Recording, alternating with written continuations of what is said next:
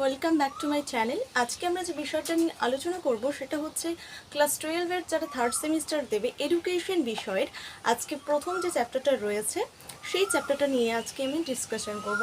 এখানে যে কমিশনগুলো রয়েছে সেই কমিশনের থেকে আমি মূলত আজকে একটা কমিশন নিয়ে আলোচনা করব, যেই কমিশন থেকে যে যে প্রশ্ন আসতে পারে সেই প্রশ্নগুলো নিয়েও আমি আলোচনা করব এবং তার সাথে আমার লেখা যে নোটটি আমি তৈরি করেছি সেখান থেকেও তোমাদের কিন্তু কোশ্চেন্সগুলো খুব সুন্দরভাবে ডিসকাশন, তার পাশাপাশি তোমাদেরকে কোশ্চেন্সগুলো দেওয়ার চেষ্টা করব, ঠিক আছে? তো আজকে আমরা যে পড়বো যে স্বাধীনতার পরবর্তী কমিশন সমূহ চ্যাপ্টারটাকে নিয়ে, সেটা প্রথম থেকে শেষ পর্যন্ত খুব সুন্দর করে ডিসকাশন করব। তো অবশ্যই তোমরা ভিডিওটা প্রথম থেকে শেষ পর্যন্ত খুব সুন্দরভাবে দেখবে, ঠিক আছে, স্কিপ না করে। তো চলো আজকের ভিডিওটা শুরু করা যাক। অনেকেরই অনেক সমস্যা হতে পারে এই চ্যাপ্টারটাকে নিয়ে বুঝতে, কিন্তু খুব সুন্দর একটা চ্যাপ্টার। আমার ভীষণ ভালো লাগে এই চ্যাপ্টারটা, আমার এত ভালো লাগে যে এখান থেকে তোমরা শুধুমাত্র পড়তে না অনেক কিছু জানতেও পারবে, ঠিক আছে, এটা তোমাদের কাজে লাগবে।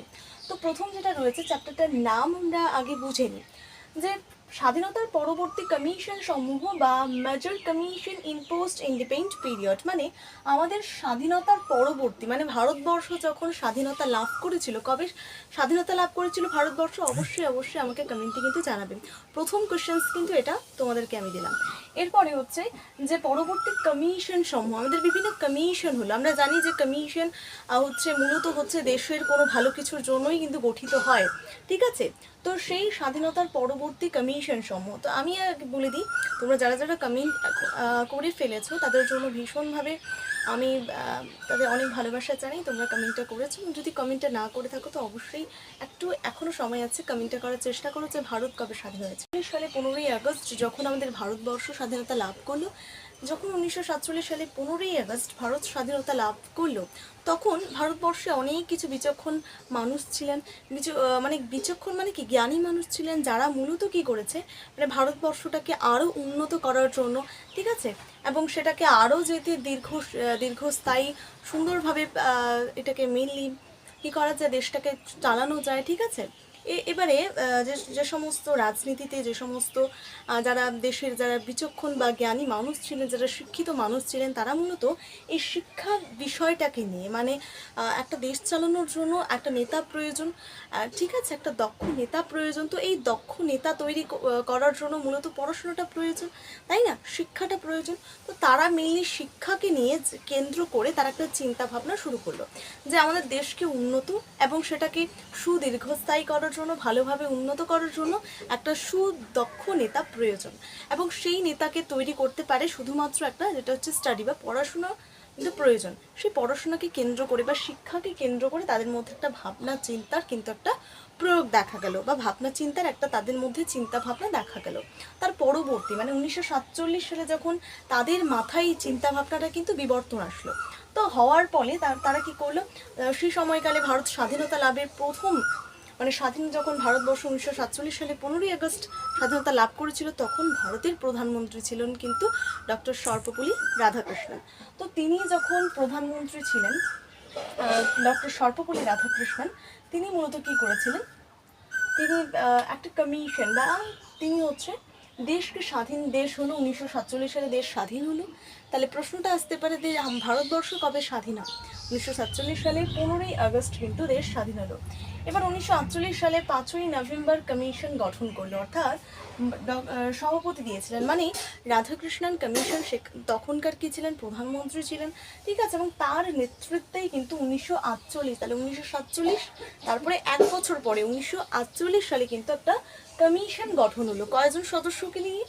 10 জন সদস্যকে নিয়ে কিন্তু একটা কমিশন গঠন হলো, মানে অনেকগুলো শিক্ষিত মানুষকে নিয়ে একটা কমিশন গঠন হলো বা কমিটি কিন্তু গঠিত হলো, যেখানে অনেক মানুষকে নিয়ে একটা কমিটি গঠিত হলো, ঠিক আছে। কবে গঠিত হলো? 1948 সালে 5ই নভেম্বর। তাহলে যদি পরীক্ষায় আসে যে কবে, মানে ভারতবর্ষ স্বাধীনতা লাভের ঠিক আছে পরবর্তীতে কত সালে কিন্তু কমিশন গঠিত হয়েছিল, তাহলে 1948 সালে 5ই নভেম্বর কিন্তু কমিশন গঠিত হয়েছিল। এবার এই কমিশনের সভাপতি মেইনলি কে ছিলেন? সভাপতি ছিলেন ডক্টর রাধাকৃষ্ণন, মানে তার সভাপতিত্বে, ডক্টর সর্বপল্লী রাধাকৃষ্ণনের সভাপতিত্বেই কিন্তু মূলত এই কমিশনটা গড়ে ওঠে, এই যে রাধাকৃষ্ণন এই যে কমিশনটা ছিল, সেই কমিশন মূলত এখন মনে রাখো যে শুধুমাত্র কমিশন। তো 1948 সালে কী হলো, 1947 সালে স্বাধীনতা লাভ করলো, সেখানে স্বাধীন হয়ে গেল, এবং 1948 সালে সেখানে একটা কমিশন গড়ে উঠলো, এবং সেখানকার সভাপতি মেনলি কে ছিলেন, ডক্টর সর্বপল্লী রাধাকৃষ্ণন। এবার আমরা জানবো যে এই যে কমিশনটা গঠিত হলো, আমরা জানলাম সেখানে মেনলি কয়জন সদস্যকে কেন্দ্র করে গঠিত হলো, 10 জন সদস্যকে কেন্দ্র করে গঠিত হলো। এই পয়েন্টগুলো কিন্তু তোমরা এমনি লিখতে পারো বা কোশ্চেন্স আকারেও কিন্তু লিখে উত্তর লিখে কিন্তু মুখস্থ করতে পারো। কিন্তু আমি বারংবার একটা কথা বলবো যে প্রত্যেকটা কোশ্চেন যেন একটা পেজের মধ্যেই খুব সুন্দরভাবে সীমাবদ্ধ থাকে, ঠিক আছে? তোমরা নিশ্চয়ই আমার আমি যে নোটটা তৈরি করেছিলাম দেখতে পাচ্ছ স্ক্রিনে, সেরকমভাবে তোমরাও কিন্তু নোট লেখার চেষ্টা করবে। তো আচ্ছা, এরপরে আসি যে এই যে কমিশনটার নাম দেওয়া হয়েছিল, অনেকগুলো মানুষ নিয়ে একটা কমিটি গঠিত হলো যার নাম দেওয়া হলো কমিশন। তো এই যে অনেকগুলো মানুষকে নিয়ে, বিচক্ষণ বা জ্ঞানী মানুষকে নিয়ে যখন কমিশনটা বা কমিটি গঠন হলো, তখন সেটার নাম দেওয়া হলো কি বিশ্ববিদ্যালয় শিক্ষা কমিশন এবং রাধাকৃষ্ণন কমিশন। তো এই যে প্রথম মানে ভারতবর্ষ স্বাধীনতা লাভের পরবর্তীকালে যে কমিশন 1948 সালে গঠিত হয়েছিল, সেই কমিশনের নাম দেওয়া হয়েছিল রাধাকৃষ্ণন কমিশন বা হচ্ছে বিশ্ববিদ্যালয় শিক্ষা কমিশন। তো মেনলি মনে রাখো যে বিশ্ববিদ্যালয় শিক্ষা কমিশন কত সালে গঠিত হয়, পরীক্ষা আসতে পারে 1948 সালে, ঠিক আছে? 1948 সালে, ঠিক আছে, 5ই নভেম্বরে কিন্তু এই কমিশন গঠিত হয়। এবং আরও 2 নম্বর প্রশ্নটা লিখে রাখো যে বিশ্ববিদ্যালয় শিক্ষা কমিশনের অপর নাম কি, রাধাকৃষ্ণন কমিশন। এই যে বিশ্ববিদ্যালয় শিক্ষা কমিশন এবং রাধাকৃষ্ণন কমিশন, তো বিশ্ববিদ্যালয় শিক্ষা কমিশনের অপর নাম কি, রাধাকৃষ্ণন কমিশন। বারংবার বলছি এই প্রশ্নটা কিন্তু খুবই গুরুত্বপূর্ণ, ঠিক আছে? খুবই গুরুত্বপূর্ণ একটা প্রশ্ন, এটা কিন্তু এইচএস এর এক্সামে আসবে, এটুকু আমি কিন্তু তোমাদেরকে গ্যারান্টি দিয়ে বলতে পারি, ঠিক আছে? তো এরপরে আমরা পড়ি যে বিশ্ববিদ্যালয় যে শিক্ষা কমিশন বা রাধাকৃষ্ণন যে কমিশনটা রয়েছে, এই রাধাকৃষ্ণন কমিশন কেন নাম দেওয়া হলো? মূলত রাধাকৃষ্ণন যেহেতু সভাপতি ছিলেন সেখানকার কি, অর্থাৎ বিশ্ববিদ্যালয় শিক্ষা কমিশনের সভাপতি ছিলেন কিন্তু রাধাকৃষ্ণন, ডক্টর সর্বপল্লী রাধাকৃষ্ণন, এবং তার নাম অনুসারেই মূলত হচ্ছে এই বিশ্ববিদ্যালয়ের শিক্ষা কমিশনটা গড়ে ওঠে। কেন?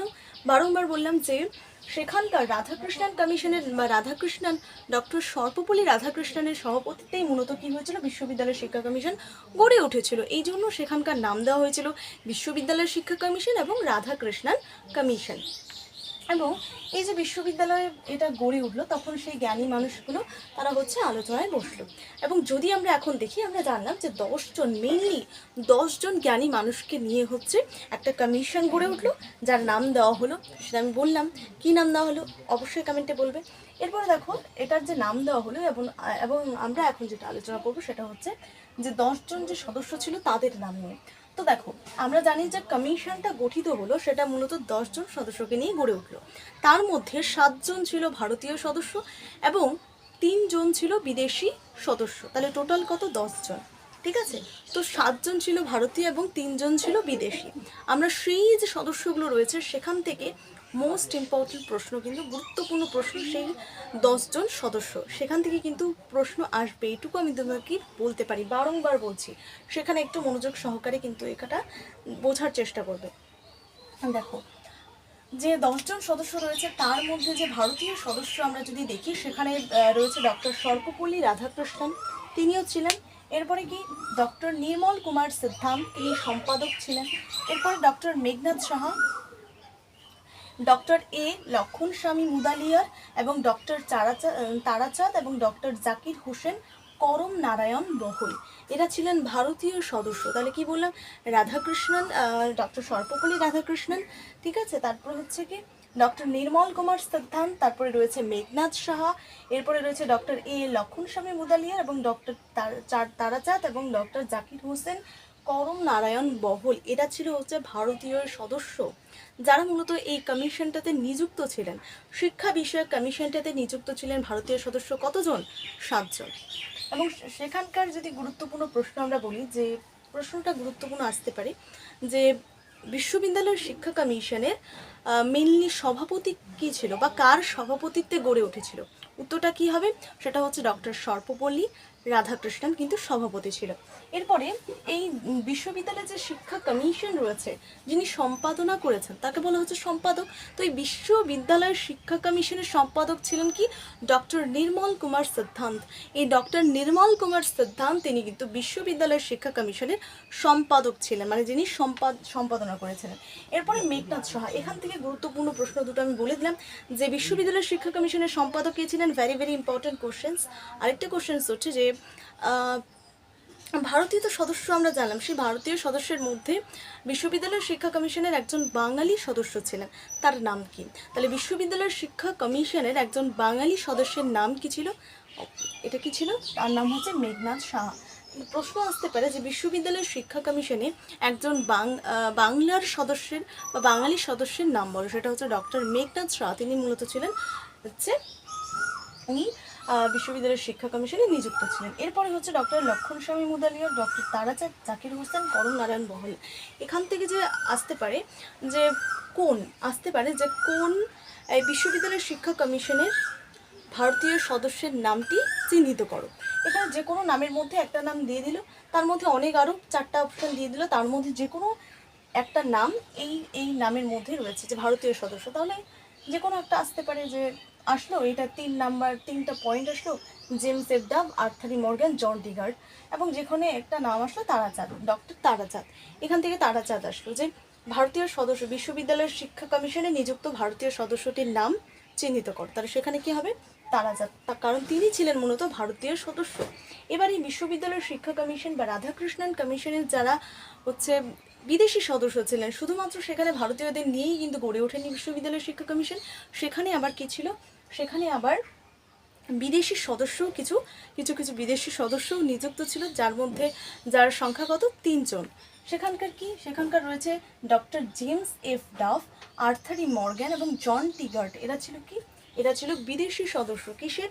এই বিদেশি সদস্য ডক্টর আর্থার ই মর্গ্যান, জন টিগার্ট এবং এফ ডাফ। তারা 3জন মেনলি ছিল হচ্ছে তারা বিদেশি সদস্য। এখান থেকে আসতে পারে যে জন টিগার্ট কি বিদেশি সদস্য ছিলেন, বা একজন বিদেশি সদস্যের নাম নিরূপণ করো। এখান থেকে 3টে তোমাদের দিয়ে দিল অপশন, আর এখান থেকে যে কোনো একটা দিয়ে দিল যে জেমস এফ ডাফ।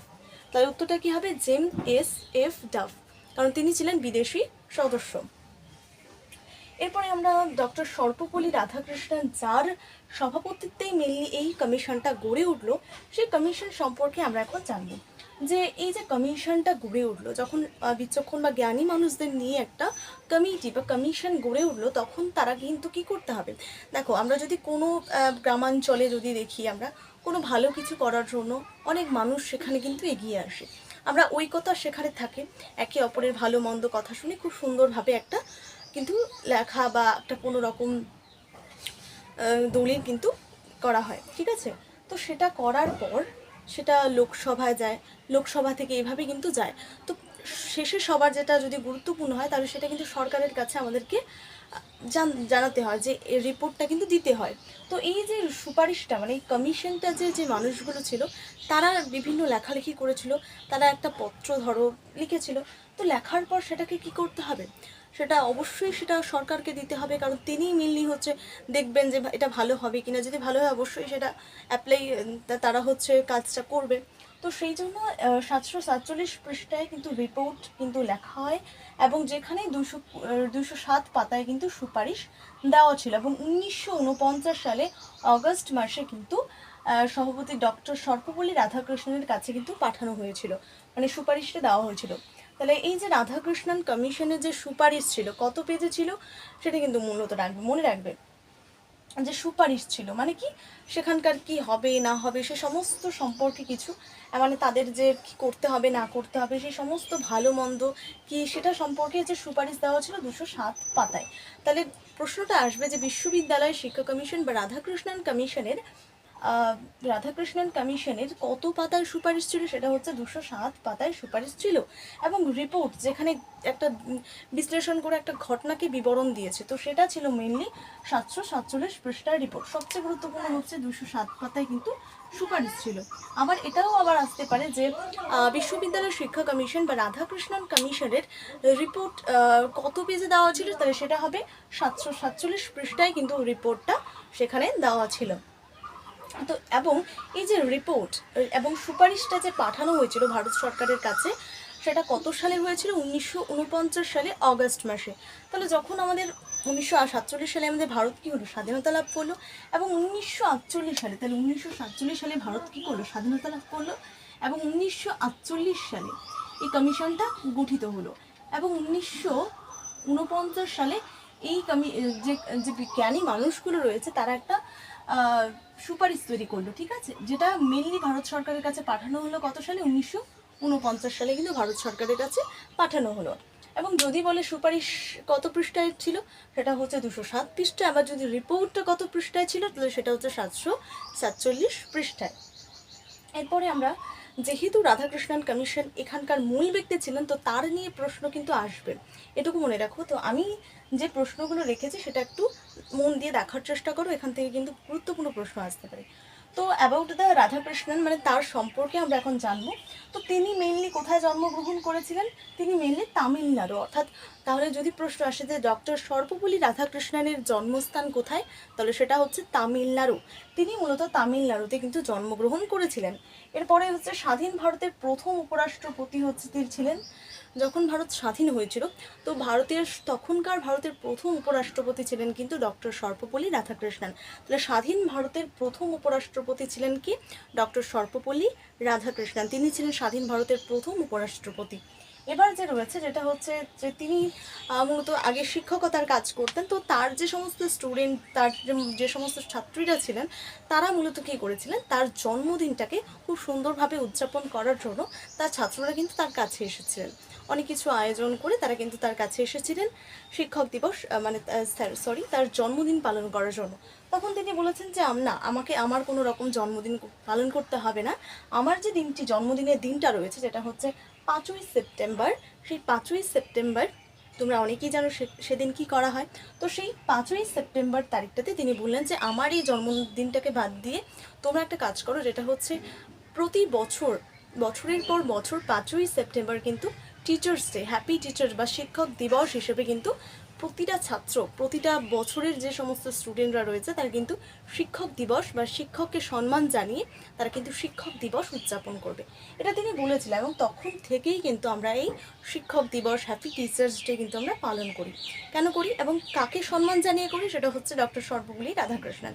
তাহলে যদি পরীক্ষা আসে যে কাকে সম্মান জানিয়ে মূলত 5ই সেপ্টেম্বর শিক্ষক দিবস পালন করা হয়, প্রশ্নটা ভেরি ভেরি ইম্পর্টেন্ট প্রশ্ন। সেটা হচ্ছে ডক্টর সর্বপল্লী রাধাকৃষ্ণনকে সম্মান জানিয়ে মূলত 5ই সেপ্টেম্বর হ্যাপি টিচার্স। জানবো যে তিনি যে ডক্টর সর্বপল্লী রাধাকৃষ্ণন, তিনি একটা বই লিখেছেন। সেই বইটা থেকে কিন্তু প্রশ্ন একেবারে আসতে পারে, ঠিক আছে। সেই বইটার নাম কি? সেটা হচ্ছে, সেই বইটার অ্যাকচুয়ালি নাম কি, ঠিক আছে, সেটা কিন্তু important question. The philosophy of Rabindranath Tagore. তাহলে ডক্টর সর্বপল্লী রাধাকৃষ্ণনের লেখা বইটির নাম কি? প্রশ্নটা আসতে পারে। তাহলে কি? The philosophy of Rabindranath Tagore. তাহলে দর্শন, দ্য ফিলোসফি বলেছেন রবীন্দ্রনাথ ট্যাগোরকে। The philosophy of Rabindranath Tagore গ্রন্থটি কার লেখা বা বইটি কার লেখা আসতে পারে? সেটা হচ্ছে ডক্টর সর্বপল্লী রাধাকৃষ্ণন। এবার এই যখন কমিশনটা গড়ে উঠলো, তো দেখো কমিশন যখন গড়ে উঠলো সেটা সুপারিশটাও সরকারের কাছে পেশ করলো। এবং এখন আমরা দেখব এরপরে যে এই কমিশনটা কি কি সুপারিশ দিল, মানে কি কি করলে ভালো হবে, ঠিক আছে, সেটা নিয়ে এখন আমরা আলোচনা করব। তো মেইনলি মনে রাখবে যে বিশ্ববিদ্যালয় শিক্ষা কমিশন এবং রাধাকৃষ্ণন কমিশনটা গড়ে উঠেছিল মেইনলি উচ্চশিক্ষার জন্য। এই ছোটোখাটো 1, 2, 3, 4 এগুলো কিন্তু কোনো ক্লাসে দিই, শুধুমাত্র উচ্চশিক্ষার জন্যই কিন্তু এই কমিশনটা গড়ে উঠেছিল। এখন আমরা জানবো যে এই কমিশনটা কি কি সুপারিশ দিয়েছিল। তো দেখো এখন আমরা যে পড়বো, অর্থাৎ এই যে বিশ্ববিদ্যালয় শিক্ষা কমিশন বা রাধাকৃষ্ণন কমিশন যে সুপারিশগুলো দিয়েছিল সেটা সম্পর্কে। তো দেখো এই যে কোশ্চেন্সগুলো আমি লিখেছি, এই কোশ্চেন্সগুলো তোমরা নিশ্চয়ই তোমাদের খাতায় লিখবে এবং সেখানে উত্তরটা লেখার চেষ্টা করবে। এই কোশ্চেন্সগুলো আমি খুব অর্ধেক অর্ধেক করে লিখেছি, তোমরা সুন্দর করে লিখে সুন্দর করে উত্তরটা লিখবে, ঠিক আছে? তো চলো, প্রথম কোশ্চেন্স হচ্ছে বিশ্ববিদ্যালয়ে মনীষীদের জীবন পাঠের কথা বলা হয়েছে। তাহলে কোন বিশ্ববিদ্যালয়ে মনীষীদের জীবন, মানে মনীষীরাও বিদ্যালয়ে মানে পড়াশোনা করতো, সেটা কে বলে, কোন কমিশনে বলা হয়েছে? সেটা হচ্ছে এই রাধাকৃষ্ণন বা বিশ্ববিদ্যালয়ের শিক্ষা কমিশনে। তারপরে প্রথম কোশ্চেন হয়ে গেল। দ্বিতীয় কোশ্চেন হচ্ছে কলেজের শিক্ষার্থীর সংখ্যা, অর্থাৎ তাহলে কোন কমিশনের মতে কলেজের শিক্ষার্থীর সংখ্যা 25,000 জন? তাহলে সেটা হচ্ছে বিশ্ববিদ্যালয়ের শিক্ষা কমিশন। আবার যদি প্রশ্নটা ঘুরিয়ে আসে যে বিশ্ববিদ্যালয়ের শিক্ষা কমিশনের মতে কলেজের ছাত্র সংখ্যা কত হবে, সেটা হচ্ছে 25,000 জন। এটা অনেক বইয়ে আবার দেখবে বা কোশ্চেন যদি পরীক্ষায় আসে যে 25,000 জন অথবা 15,000 জন, তাহলে উত্তরটা দুটোর মধ্যে একটা হবে, ঠিক আছে?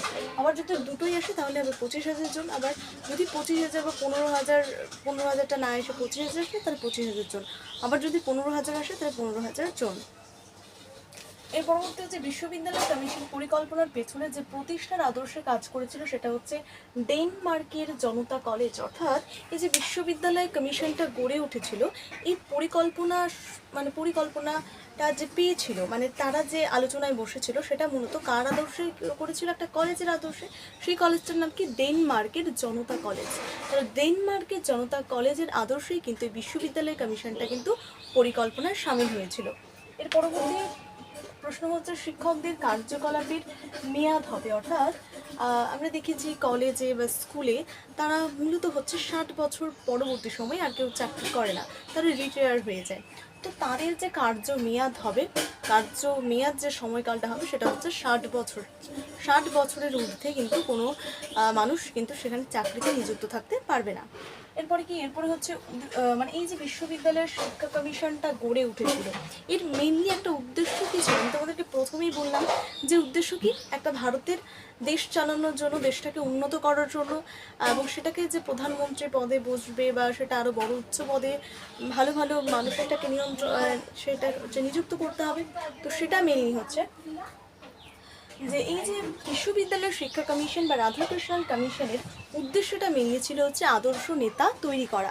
তাহলে প্রশ্নটা যদি আসে যে বিশ্ববিদ্যালয়ের শিক্ষা কমিশন গঠনের পেছনে তার উদ্দেশ্যটা কি, সেটা হচ্ছে আদর্শ নেতা তৈরি করা। মানে আদর্শ নেতা তৈরি করাই হচ্ছে বিশ্ববিদ্যালয়ের শিক্ষা কমিশনের মেনলি প্রধান উদ্দেশ্য ছিল। এর পরবর্তী কোশ্চেন হচ্ছে ত্রিভাষা সূত্রের কথা বলা হয়েছে, অর্থাৎ ত্রিভাষা অর্থাৎ তিনটে ভাষা। এই ত্রিভাষা সূত্রের কথা কিন্তু বলা হয়েছে বিশ্ববিদ্যালয়ের শিক্ষা কমিশনে। এবং এই ত্রিভাষা কি? তিনটি ভাষা। এই ত্রিভাষা কি? প্রথমত হচ্ছে বাংলা বা মাতৃভাষা, এবং যেটা রয়েছে হিন্দি এবং ইংরেজি ভাষা। এই তিনটে ভাষাকে বলা হচ্ছে ত্রিভাষা। এবং এই তিনটে ভাষার কথা বলা হয়েছে কোন কমিশনে? সেটা হচ্ছে বিশ্ববিদ্যালয়ের শিক্ষা কমিশনে। ভেরি ভেরি ইম্পর্টেন্ট কোশ্চেন সেটা, ত্রিভাষা সূত্রের কথা। এই প্রশ্নটা আসতে পারে যে ত্রিভাষা কি কি, কোন কোন ভাষাকে চিহ্নিত করা হয়েছে। এছাড়া ত্রিভাষা সূত্রের কথা কোন কমিশনে বলা হয়েছে? সেটা হচ্ছে বিশ্ববিদ্যালয়ের শিক্ষা কমিশনে। এরপরে হচ্ছে নব্য ভারত গঠনের কথা বলা হয়েছে। নব্য ভারত মানে নতুন ভারত গঠনের কথা বলা হয়েছে বিশ্ববিদ্যালয়ের শিক্ষা কমিশন। অর্থাৎ নতুন ভারতবর্ষ নয়, নতুন এক ধরনের উন্নত ভারতবর্ষ গঠনের কথা বলা হয়েছে বিশ্ববিদ্যালয় শিক্ষা কমিশনে। এরপরে হচ্ছে যে কত বছর কলেজে ভর্তি, অর্থাৎ বিশ্ববিদ্যালয়ের শিক্ষা কমিশনের মতে প্রশ্নটা আসবে কমিশনের মতে কত বছর শিক্ষালাভের পর একটা ছাত্রী স্কুল থেকে কলেজে ভর্তি হতে পারবে? সেটা হচ্ছে 12 বছর। তাহলে 12 বছর শিক্ষালাভের পর হচ্ছে একটা ছাত্র সে স্কুল থেকে কলেজে ভর্তি হতে পারবে, ঠিক আছে? এরপরে হচ্ছে স্নাতক পাস কত? স্নাতক পাস হচ্ছে 2 বছর, যদি কেউ অনার্স নেয় সেটা হচ্ছে অনার্স পাস 3 বছর। এরপর হচ্ছে পিএইচডি কত বছরের কোর্স? 2 বছরের কোর্স। এটা কিন্তু গুরুত্বপূর্ণ কোশ্চেন। এরপর হচ্ছে কোন ধরনের শিক্ষা, মানে বিশ্ববিদ্যালয়ের যে শিক্ষা কমিশনটা গড়ে উঠেছিল, অ্যাকচুয়ালি বিশ্ববিদ্যালয়ের শিক্ষা কমিশন কোন ধরনের শিক্ষা বা কোন ধরনের চিন্তাভাবনায় গড়ে উঠেছে? সেটা হচ্ছে উচ্চশিক্ষার জন্য কিন্তু মেনলি গড়ে উঠেছিল। এটাও কিন্তু একটা ভেরি ভেরি ইম্পর্টেন্ট কোশ্চেন। এরপরে যেটা রয়েছে যে বিশ্ববিদ্যালয়ের যে ছাত্র সংখ্যা সেটা হচ্ছে 3,000 জন। তাহলে যদি বলে যে বিশ্ববিদ্যালয়ের শিক্ষা কমিশনের মতে বিশ্ববিদ্যালয়ের ছাত্র সংখ্যা কত হবে? 3,000 জন। কলেজের কার্যকলাপের মেয়াদ দিন 180 দিন, মানে কলেজে যে কার্য দিনটা শেষ হবে সেটা হচ্ছে 180 দিন কিন্তু কলেজ চলবে। এরপর হচ্ছে যে চিকিৎসা বিজ্ঞানের ছাত্র সংখ্যা, মানে যে সমস্ত স্টুডেন্টরা যারা চিকিৎসা বিজ্ঞান নিয়ে পড়বে তাদের যে ছাত্র সংখ্যা, অর্থাৎ যারা সায়েন্স নেবে তাদের ছাত্র সংখ্যা হবে কত, 100 জন। সেটা মূলত চিকিৎসা বিজ্ঞানে, ঠিক আছে। তো চিকিৎসা বিজ্ঞানে ছাত্র সংখ্যা থাকতে হবে 100 জন। এরপরে আমরা করব, তিনি মূলত এই সুপারিশগুলো, মানে হচ্ছে এই যে বিশ্ববিদ্যালয়ের শিক্ষা কমিশনটা যে গড়ে ওঠার পেছনে তারা হচ্ছে মূলত এই সুপারিশগুলো দিয়েছিলেন, মানে এই কথাগুলো তারা বলেছিলেন যে এরকমভাবে একটা পড়াশোনার স্ট্রাকচারটা এটা হবে। এরপরে তারা আরও কিছু সুপারিশ দিয়েছিলেন। এবার দেখো, মেইনলি আমাদের যে শিক্ষাটা হবে, অর্থাৎ কমিশনটা গড়ে উঠলো কিসের জন্য, আদর্শ নেতা তৈরি করার জন্য, এবং এর মূলে রয়েছে কিন্তু শিক্ষা।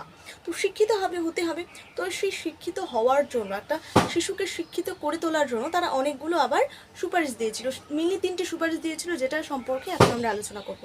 তো হ্যালো এভরিওয়ান, এবার আমরা আলোচনা যেটা করব সেটা হচ্ছে যে এই যে বিশ্ববিদ্যালয়ের শিক্ষা কমিশনটা গড়ে উঠলো, এটা দেখো যে গড়ে উঠলো হচ্ছে আদর্শ নেতা তৈরি করার জন্য। এবার এই আদর্শ নেতা তৈরি করতে হলে অনেক কিছুর প্রয়োজন রয়েছে, অনেক কিছু কমিটির প্রয়োজন রয়েছে, অনেক কিছু। দেখো আমি একজন ধরো আমি পড়াচ্ছি, তো পড়ানোর জন্য তো আমাকে এই ভিডিওটা করতে হচ্ছে, আমি না ভিডিওটা করলে তুমি কি বুঝতে পারতে না। তো সেরকমভাবে যে বিশ্ববিদ্যালয়ের শিক্ষা কমিশনটাকে আদর্শ নেতা তৈরি করার জন্য মেনলি এবার 3টে সুপারিশ দিয়েছেন, যেটা খুব গুরুত্বপূর্ণ। সমস্ত কিছু বিষয় হচ্ছে বিদ্যালয় কী রকম থাকবে না থাকবে, বিদ্যালয় গঠিত কীভাবে হবে না হবে, সমস্ত কিছু সম্পর্কে কিন্তু বলেছেন, সুপারিশ দিয়েছেন। তো সেটা সম্পর্কে আমরা আলোচনা করবো। এই যে বিশ্ববিদ্যালয়ের শিক্ষা কমিশনটা রয়েছে সেটা মেনলি 3 প্রকার হচ্ছে কি করেছেন, সুপারিশ দিয়ে। সুপারিশগুলো কি কি, প্রথমেটা রয়েছে হচ্ছে CABE কমিটি, যেটা মূলত 1948 সালে গঠিত হয়। আরেকটা হচ্ছে উচ্চশিক্ষা কাঠামো বা ইউজিসি 1953, আমার গ্রামীণ বিশ্ববিদ্যালয় রয়েছে। তো প্রথম দিয়েছে হচ্ছে CABE, তারপর হচ্ছে ইউজিসি, তারপর হচ্ছে গ্রামীণ বিশ্ববিদ্যালয়। দেখো প্রথম যেটা রয়েছে সেটা সম্পর্কে আগে আলোচনা করি। প্রথম কি রয়েছে, প্রথম হচ্ছে CABE কমিটি। তো এই CABE কমিটি একটা গঠিত হয়েছিল, যেটা গঠিত হয়েছিল মেনলি 1948 সালে। 1948 সালে যে CABE কমিটিটা গঠিত হলো, এটা মেনলি মাধ্যমিক শিক্ষা পুনর্গঠনের জন্য। তাহলে মাধ্যমিক যে আমরা দিই, সেই মাধ্যমিক শিক্ষাটা করার জন্য বা সেই মাধ্যমিক শিক্ষায় শিশুদেরকে শিক্ষিত করে তোলার জন্য মূলত এই মাধ্যমিক শিক্ষা কমিটি কিন্তু গঠিত হয়, ঠিক আছে। এবং সেই মাধ্যমিক শিক্ষাকে পুনর্গঠনের জন্য মূলত হচ্ছে এই CABE যে রয়েছে সেই কমিটিটা মেনলি গঠিত হয় 1948 সালে। তাহলে প্রশ্ন আসবে যে মাধ্যমিক শিক্ষা পুনর্গঠনের জন্য কি কমিটি তৈরি করা হয়েছে, কি কমিটি গঠন করা হয়েছে, তার সেটা উত্তরটা হবে CABE কমিটিটা গঠন করা হয়েছে মাধ্যমিক শিক্ষা পুনর্গঠনের জন্য। এই CABE কমিটি কবে গঠিত হয়, সেটা হচ্ছে 1948 সালে। এই দুটো প্রশ্ন মেনলি লিখে নেবে এবং উত্তরটাও লিখে নেবে। এরপরে হচ্ছে যে CABE যে রয়েছে এর সম্পূর্ণ নাম কি, ঠিক আছে। এর সম্পূর্ণ নাম হচ্ছে central advisory board of education. তাহলে সি দিয়ে কি সেন্ট্রাল, বি দিয়ে বোর্ড, ও দিয়ে অফ, এবং CABE of board of education. তাহলে central advisory board of education হচ্ছে CABE এর পুরো অর্থ বা পুরো মিনিংটা রয়েছে।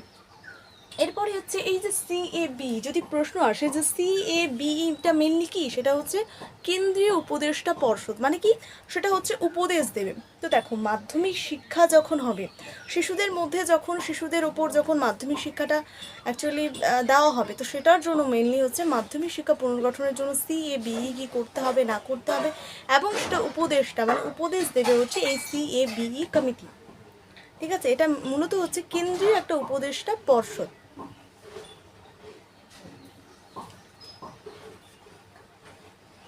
তো এই CABE-কে কেন্দ্র করে যে সমস্ত প্রশ্ন আসতে পারে সেই প্রশ্নগুলো আমি তোমাদেরকে বলে দিলাম। আমি তোমাদের বারংবার বলছি এই প্রশ্নগুলো যেভাবে আমি বললাম সেই প্রশ্নটা লিখে উত্তরটা অবশ্যই লিখবে। এরপরে আমরা আলোচনা করব ইউজিসি যে ব্যাপারটা রয়েছে সেটা নিয়ে। তো ইউজিসি দেখো, উচ্চশিক্ষা কাঠামো বা ইউজিসি, যেটা মেইনলি গঠিত হয়েছিল কত, 1953 সালে। তার প্রশ্ন আসবে যে ইউজিসি কবে গঠিত হয়, সেটা হচ্ছে 1953। তাহলে 1953 সালে কিন্তু ইউজিসি গঠিত হয়। এবার এই যে ইউজিসিটা যে গঠিত হলো সেটা হচ্ছে ইউনিভার্সিটি গ্র্যান্ট কমিশন। তাহলে ইউজিসি এর পুরো নাম কি, সেটা হচ্ছে ইউনিভার্সিটি, ইউ দিয়ে ইউনিভার্সিটি, জি দিয়ে গ্র্যান্টস, সি দিয়ে কমিশন। তাহলে ইউনিভার্সিটি গ্র্যান্ট কমিশন হচ্ছে ইউজিসির সম্পূর্ণ অর্থ, ঠিক আছে। এবার এই যে ইউজিসিটা গঠিত হলো, এটা কে সুপারিশ দিয়েছিল? তাহলে যদি প্রশ্ন আসে যে ইউজিসি কার সুপারিশে গঠিত হয়, সেটা হচ্ছে বিশ্ববিদ্যালয় শিক্ষা কমিশনের সুপারিশে। তিনি বলেছিলেন, তাই তো ইউজিসি গঠিত হয়েছিল। এবং কত সালে গঠিত হয়েছিল? 1953 সালে। এবার যে রয়েছে উদ্দেশ্য কী ছিল, এই যে ইউজিসিটা গঠিত হলো, এর মেনলি উদ্দেশ্যটা কী ছিল? সেটা হচ্ছে কলেজ ও বিশ্ববিদ্যালয়গুলিতে আর্থিক সাহায্য প্রদান করা। অর্থাৎ এই ইউজিসিটা গঠিত হয়েছিল কলেজ যে রয়েছে এবং বিশ্ববিদ্যালয় যে রয়েছে সেগুলোকে, মানে কলেজ এবং বিশ্ববিদ্যালয়গুলিতে আর্থিক মানে অর্থ দিয়ে সাহায্য প্রদান করাই হচ্ছে, সেটা হচ্ছে ইউজিসির কাজ। কি হবে না হবে সেই সমস্ত কিছু সম্পর্কে আর্থিক সাহায্য প্রদান করবে কি ইউজিসি, কলেজ এবং বিশ্ববিদ্যালয়। ঠিক আছে, আমাদের যে স্কুলে যে রয়েছে, আমাদের যে সমস্ত টেবিল, ব্রেইন স্ট্রেন সমস্ত কিছু রয়েছে, এই যে সাহায্যগুলো প্রদান করে সেটা মেইনলি ইউজিসি। তো ইউজিসির পুরো নাম কি? এটা তো ভেরি ভেরি ইম্পর্টেন্ট, ইউজিসির পুরো নাম, এবং এটা কত সালে গঠিত হয় এটাও কিন্তু গুরুত্বপূর্ণ, এবং এর উদ্দেশ্যটা কি এটাও গুরুত্বপূর্ণ। এবার আমি যেটা বললাম যে ইউজিসি কার সুপারিশে গঠিত হয়, সেটা হচ্ছে বিশ্ববিদ্যালয় শিক্ষা কমিশন বা রাধাকৃষ্ণন কমিশনের সুপারিশে মেনলি হচ্ছে ইউজিসিটা গঠিত হয়। এবং দেখো এতক্ষণ পর্যন্ত যে আমরা পড়লাম, দেখো মানে এই যে বিশ্ববিদ্যালয় যে শিক্ষা কমিশনটা রয়েছে, সেই কমিশনটা কিন্তু এতক্ষণ পর্যন্ত শুধুমাত্র উচ্চশিক্ষাকেই প্রাধান্য দিয়েছে, তাই না? তো যদি প্রশ্ন আসে যে রাধাকৃষ্ণন কমিশন কোন শিক্ষা, তাহলে এটা হবে কিন্তু উচ্চশিক্ষা। কেন? কারণ সেখানে একেবারে উচ্চ লেভেলে চলে গেছে মাধ্যমিকে, কিন্তু 1-2 মানে প্রাথমিক শিক্ষা সেখানে কিন্তু কোনো রকম মূল্যায়ন করা হয়নি, সোজা একেবারে মাধ্যমিক নয়তো বিশ্ববিদ্যালয়। ঠিক আছে, তো এই জন্য এটা কি অ্যাকচুয়ালি কি শিক্ষা? এটা একটা উচ্চ শিক্ষা। যদি আসে বিশ্ববিদ্যালয় শিক্ষা কমিশন কোন ধরনের শিক্ষা, তাহলে এটা হবে উচ্চ শিক্ষা। এবার যে রয়েছে যেটা হচ্ছে যে শিক্ষা ব্যবস্থা উচ্চশিক্ষার সঙ্গে যুক্ত, এটা মেনলি হচ্ছে খুব গুরুত্বপূর্ণ প্রশ্ন এটা। ঠিক আছে, এরপরে জানবো যে ইউজিসি মঞ্জুরি কমিটি গঠিত হয়। তোমরা অনেকে ভাবতে পারবে যে ইউজিসি কবে গঠিত হয়, এটা তো বলবে যে, এটা তো খুব সুন্দরভাবে বলে দিলে যে কত সালে, 1953 সালে ইউজিসি আমাদের গঠিত হয়েছিল, এটা বলে দাও। যদি বলে যে ইউজিসি মঞ্জুরি কমিটি কবে গঠিত হয়, তাহলে সেটা হচ্ছে 1945। তাহলে 1945 সালে মঞ্জুরি কমিটি কিন্তু গঠিত হয়, এটা মনে রাখবে। কিন্তু এটা আর এটা প্রশ্ন কিন্তু আলাদা, উত্তরও আলাদা, তাই এটা খুব সুন্দরভাবে তোমরা কিন্তু মুখস্থ করার চেষ্টা করবে। এরপরে আসি যে আমরা যেটা পড়বো সেটা হচ্ছে গ্রামীণ বিশ্ববিদ্যালয়। তাহলে দেখো বিশ্ববিদ্যালয় শিক্ষা কমিশন বা রাধাকৃষ্ণন কমিশন প্রথমে মাধ্যমিক শিক্ষাকে প্রাধান্য দিল, এরপরে সেই মাধ্যমিক বা বিশ্ববিদ্যালয় বা কলেজগুলিতে আর্থিকভাবে সাহায্য প্রদানের জন্য তারা মূলত ইউজিসি গঠিত করলো। এবার যেটা রয়েছে যে সব কিছুই তো হলো, এবার গ্রামীণ সমাজে বা গ্রামীণ মানুষদেরকে তো একটু দেখতে হবে, তো তাদের জন্য কী করলো, একটা বিশ্ববিদ্যালয় তৈরি করলো। তুমি বলো যে কোনো রকম প্রাথমিক শিক্ষা নেই, কিছু নেই, একেবারে গ্রামীণ বিশ্ববিদ্যালয়ে কীভাবে তারা ভর্তি হবে, ঠিক আছে, কীভাবে তারা পড়াশোনা করবে? তো এটা একটা ভুল ধারণা ছিল, তারা মূলত তৈরি করেছে কাঠামোটা, যেহেতু প্রাথমিক কাঠামো ছিল শিক্ষা ব্যবস্থা সেই জন্য। কিন্তু গ্রামীণ বিশ্ববিদ্যালয় যেটা তৈরি হলো সেটা মূলত হচ্ছে গ্রাম কেন্দ্রিক, মানে গ্রামের যে সমস্ত স্টুডেন্টরা রয়েছে, ছাত্রছাত্রীরা রয়েছে, ছোটো ছোটো ভাই বোনেরা রয়েছে, তাদের জন্য মূলত তাদের শিক্ষিত করে তোলার জন্য কী গঠিত হলো, গ্রামীণ বিশ্ববিদ্যালয়। কোনো স্কুল নয়, কোনো কলেজ নয়, একেবারে বিশ্ববিদ্যালয়। তো সেটা একটা মেইনলি এটা ত্রুটি ছিল। তারপরেও দেখি যে এখান থেকে গুরুত্বপূর্ণ প্রশ্ন কিন্তু আসতে পারে।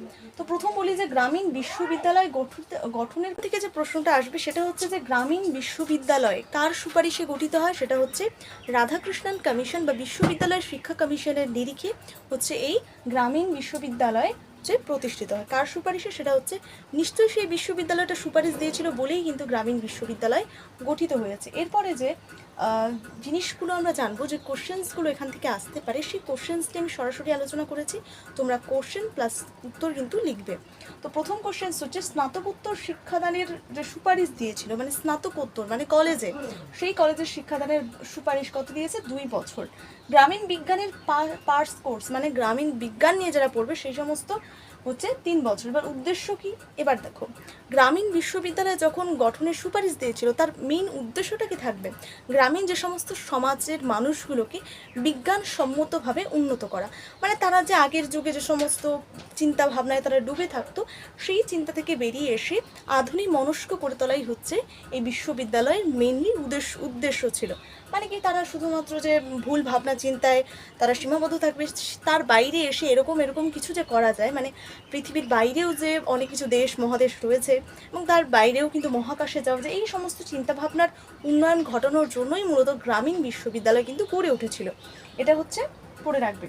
এরপরে হচ্ছে যে এই যে গ্রামীণ বিশ্ববিদ্যালয় যে গঠন করলো, এর তো একটা পরিচালনা করবে। তো গ্রামীণ বিশ্ববিদ্যালয় যখন গঠিত হলো তখন এটা তো পরিচালনা করা দরকার। তো পরিচালনা করতো কারা?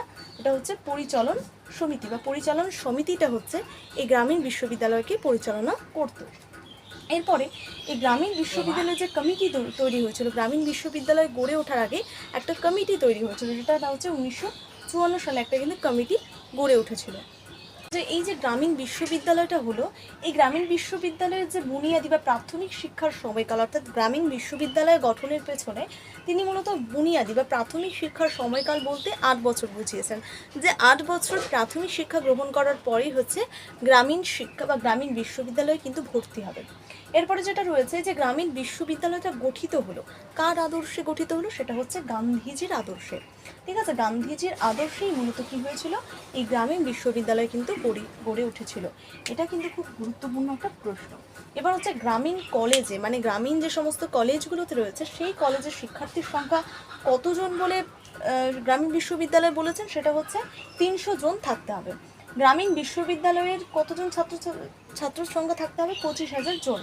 এবং এই যে গ্রামীণ বিশ্ববিদ্যালয়ে যে পরিকল্পনা করলো, সেই পরিকল্পনার পেছনে 4টি স্তরের কথা বলেছে। মানে গ্রামীণ বিশ্ববিদ্যালয় তো গঠিত হলো, সেখানে 4টি স্তর পরে কিন্তু তারা কি করতে হবে? শিক্ষাদান, মানে গ্রামীণ বিশ্ববিদ্যালয়ে নিযুক্ত হতে পারবে। সেটা কি 4টি স্তরে ভাগ করেছেন। প্রথম যে 3 বছর বা 3টে স্তরে তারা কি করবে? মাধ্যমিক শিক্ষা লাভ করবে। এরপরে স্নাতকোত্তর 2 বছর। এই টোটাল কমপ্লিট করার পর সেটা হচ্ছে তারা বিশ্ববিদ্যালয়ে নিযুক্ত হতে পারবে। এরপরে দেখি যে এই যে গ্রামীণ বিশ্ববিদ্যালয় হলো, তো আমাদের স্বাধীনতার প্রাক্কালে প্রথম যে বিশ্ববিদ্যালয়টা গড়ে উঠেছিল সেটা হচ্ছে মেনলি 1857 সালে। 1857 সালে মেনলি হচ্ছে আমাদের মানে স্বাধীনতার প্রাক্কালে, মানে আগেই সেটা গঠিত হয়েছিল। স্বাধীনতার প্রাক্কালে গড়ে ওঠা প্রাথমিক বিশ্ববিদ্যালয়, প্রথম যে বিশ্ববিদ্যালয়টা গড়ে উঠেছিল সেটা হচ্ছে কলিকাতা বিশ্ববিদ্যালয়। তাহলে কলিকাতা বিশ্ববিদ্যালয় হচ্ছে প্রাথমিক মানে ভারত মানে স্বাধীনতার প্রাক্কালেই কিন্তু গড়ে উঠেছিল। এরপর যদি আমরা দেখি যে পশ্চিমবঙ্গের যে বিশ্ববিদ্যালয়গুলি রয়েছে তার মধ্যে যে 3টি বিশ্ববিদ্যালয় খুব গুরুত্বপূর্ণ, যেটা হচ্ছে যে বিশ্বভারতী বিশ্ববিদ্যালয়, বিদ্যাসাগর বিশ্ববিদ্যালয় এবং কল্যাণী বিশ্ববিদ্যালয়। তার মধ্যে বলি যে এই যে কেন্দ্রীয় বিশ্ববিদ্যালয় সেটা হচ্ছে বিশ্বভারতী বিশ্ববিদ্যালয়, যেটা হচ্ছে ভারত সরকার চালায়। ঠিক আছে, সেটা হচ্ছে তাহলে কেন্দ্রীয় বিশ্ববিদ্যালয়ের, তাহলে যদি বলে যে পশ্চিমবঙ্গের একটি কেন্দ্রীয় বিশ্ববিদ্যালয়ের নাম কি, সেটা হচ্ছে বিশ্বভারতী বিশ্ববিদ্যালয়। এই কোশ্চেন্সটা কিন্তু খুব গুরুত্বপূর্ণ প্রশ্ন, এটা অবশ্যই তোমরা কিন্তু মনে রাখবে। এরপরে যেটা রয়েছে যেটা হচ্ছে যে এই যে গ্রামীণ বিশ্ববিদ্যালয়টা গড়ে উঠলো, এই গ্রামীণ বিশ্ববিদ্যালয় গড়ে ওঠার পেছনে এর উদ্দেশ্যটা কী ছিল? উদ্দেশ্য হচ্ছে আদর্শ নেতা তৈরি করা। তাহলে গ্রামীণ বিশ্ববিদ্যালয়ের মেইন উদ্দেশ্য ছিল হচ্ছে আদর্শ নেতা তৈরি করাই হচ্ছে এই গ্রামীণ বিশ্ববিদ্যালয়ের মেইন উদ্দেশ্য। যে বিষয়টা রয়েছে সেটা হচ্ছে যে এই যে গ্রামীণ বিশ্ববিদ্যালয় গড়ে ওঠার মেইন উদ্দেশ্য কী ছিল? আদর্শ নেতা তৈরি করা। যেখানে আমি তোমাদের লিখিনি, এমনি একটা ছবি এঁকে দিয়েছি যে আদর্শ নেতা তৈরি করাই হচ্ছে যে গ্রামীণ বিশ্ববিদ্যালয়ের অন্যতম একটি উদ্দেশ্য। এরপরে যে রয়েছে যে গ্রামীণ পশ্চিমবঙ্গে যদি বা ভারতবর্ষ তথা পশ্চিমবঙ্গে যে 2017 সালের রিপোর্ট অনুযায়ী ভারতে মোট যে বিশ্ববিদ্যালয়ের সংখ্যা কত? সেটা হচ্ছে 875টা। 875টা হচ্ছে মোট বিশ্ববিদ্যালয় ভারতে রয়েছে। পশ্চিমবঙ্গে ভারতে মোট বিশ্ববিদ্যালয়ের সংখ্যা কটি? 875টি।